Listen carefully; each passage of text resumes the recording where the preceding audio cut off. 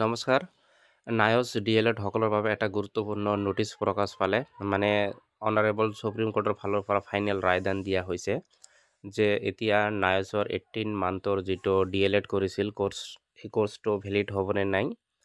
তো এই বিষয়ে অনাৰেবল সুপ্ৰিম কোৰ্টৰ ফালৰ পৰা 15 মে এই নোটিছখন প্ৰকাশ কৰা হৈছে। তো আপোনালোকক অনুগ্ৰহ কৰি জনাওঁ যে আপোনালোকে এই ভিডিঅ'খন সম্পূৰ্ণ চাব আৰু এই চেনেলত নতুন হ'লে আপোনালোকে সাবস্ক্ৰাইব কৰি ল'ব। আপোনালোকে যে অলৰেডি এলপি আৰু এমই স্কুলৰ এডভাৰটাইজমেণ্ট যিখন ওলাইছিল তাত এপ্লাই কৰিছে, তো এতিয়া আপোনালোকৰ কি হ'ব। তো আপোনালোকে চাব পাৰে যে ইয়াত বিভিন্ন ধৰণৰ গুৱাহাটী হাইকোৰ্টৰ ছিনিয়ৰ এডভকেট আছিল। তাৰ ভিতৰত মিষ্টাৰ আৰ মজুমদাৰ স্কিল এডুকেশ্যনৰ ফালৰ পৰা আছিল ছিনিয়ৰ এডভকেট, আৰু NCTৰ ফালৰ পৰা ছিনিয়ৰ এডভকেট আছিল মিষ্টাৰ আই আলম। তো আপোনালোকে স্ক্ৰীনত চাব পাৰিছে, by filing this with the petitioners who are the 18-month diploma holder in elementary education from the National Institute of Schooling challenges the notice dated 2/1/2024 issued by Director Elementary Education Assam. Hereby it is informed to all concerned that for the purpose of advertisement A and B for recruitment of teacher in LP and UP schools dated 26/12/2023, the 18-month diploma in elementary education acquired from National Institute of Open Schooling would no longer be valid qualification to the eligible for fresh recruitment to the post of teacher in the aforesaid advertisement.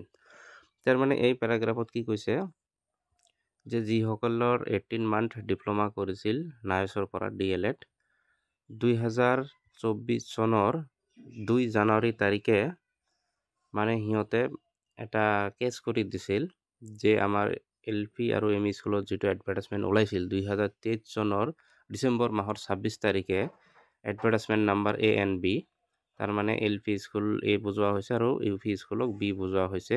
এই স্কুলৰ পোষ্টত যে সিহঁতে apply কৰিছিল 18 মান্থৰ নায়জ D.El.Ed সকলে, তেওঁলোকক invalid বুলি ঘোষণা কৰা হৈছিল গুৱাহাটী হাইকোৰ্টৰ ফালৰ পৰা।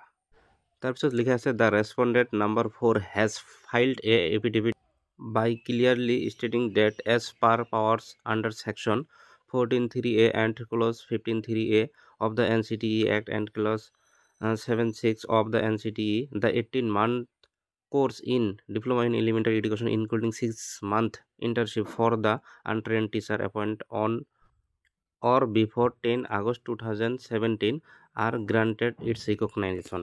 এই পেৰাত কোৱা হৈছে যিসকলে মানে 2017 চনৰ 10 আগষ্টৰ আগত NIOS নায়ছৰ পৰা 18 মান্থৰ ডিএলএড কৰিছিল, সিহঁতক ভেলিড বুলি ঘোষণা কৰা হ'ব, ইহঁতৰ ৰিকগনাইজেশ্যন দিয়া হ'ব, কাৰণ 18 মান্থ কোৰ্ছটো আছিল আৰু 6 মান্থ আছিল ইণ্টাৰ্ণশ্বিপ। তো 18 আৰু 6 মান্থ মিলি হ'ল 24 মান্থ, তো 2 ইয়াৰ্ছ হ'ল, তো এইটো ভেলিড বুলি ঘোষণা কৰা হ'ব। কিন্তু 2017 চনৰ 10 আগষ্টৰ আগত হ'ব লাগিব কোৰ্ছ কৰা। ঠিক এনেকুৱা এটা কেছ হৈছিল Biswanath and others versus state of উত্তৰাখণ্ডত হৈছিল এনেকুৱা ছেম কেছ। তো এইটো হৈছিল 2024 চনৰ ডিচেম্বৰ মাহৰ 10 তাৰিখত। তো ইয়াত কি ৰায় দিছিল আপোনালোকে চাব পাৰে, পেৰাগ্ৰাফত দিয়াই আছে।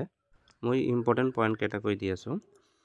2 নম্বৰ চাব পাৰে, we have already clarified in judgment under review date the one-time scheme was provided solely to safeguard the interest of those teachers who were employed as on 10/8/2017.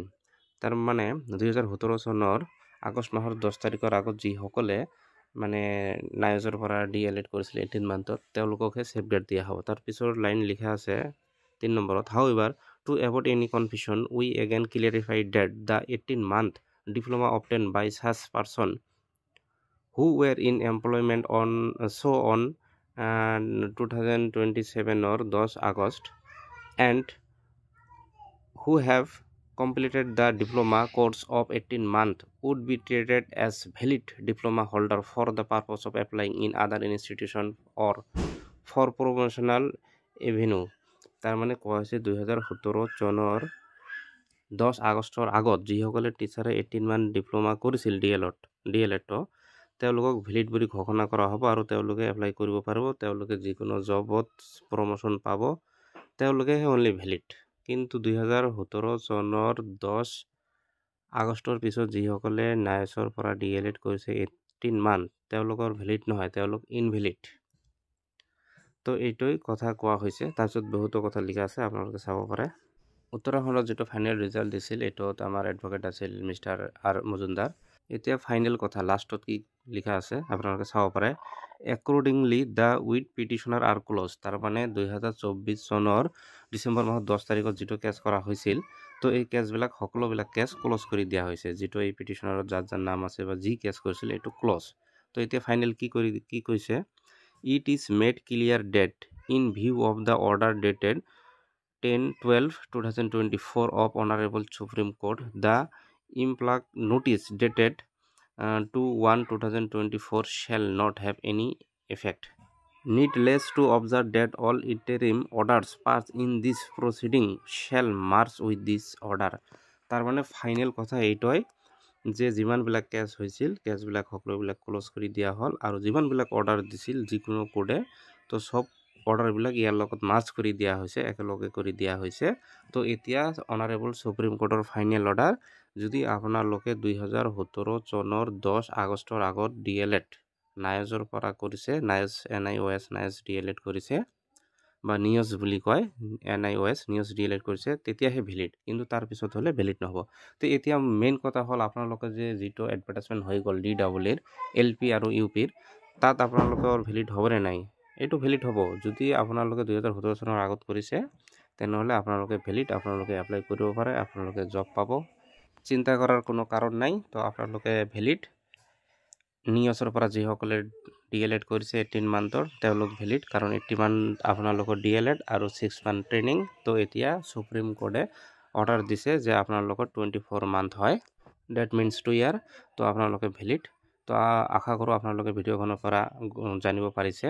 তো মেইন কথাটো হল যে আপোনালোকৰ নিয়জৰ ডিপ্লোমা যেটো DLED এটো ভ্যালিডে হয়, কোনো টেনশন কৰাৰ কাৰণ নাই। তো আপোনালোকে এপ্লাই কৰিব পাৰে, আপোনালোকেও চাকৰি পাব। ধন্যবাদ।